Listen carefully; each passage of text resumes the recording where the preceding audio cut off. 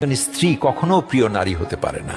আপনি যদি বেশিরভাগ মানুষকে জিজ্ঞেস করেন আপনার জীবনের প্রিয় নারী কে, স্বাভাবিকভাবেই অনেকে বলবেন মা, কেউ কেউ বলবেন বোন, কেউ কেউ বলবেন মেয়ে, আবার অনেকেই বলবেন নানি, কারণ নানি তাকে কোলে পিঠে করে মানুষ করেছেন।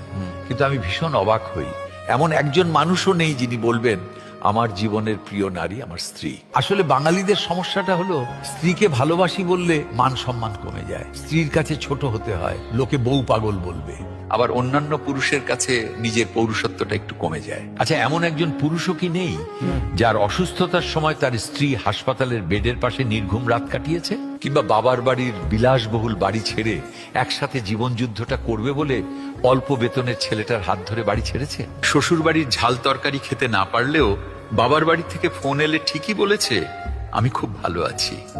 নাকি মায়ের হাতের রান্না, নিজের প্রিয় বিছানা, কিংবা ছোট থেকে বড় হয়ে ওঠা যেই বাড়িতে, সেই বাড়ি ছেড়ে আসাটা এতটাই সহজ? তাই একজন বউ কখনো প্রিয় নারী হতে পারে না, তার সেই যোগ্যতাই নেই।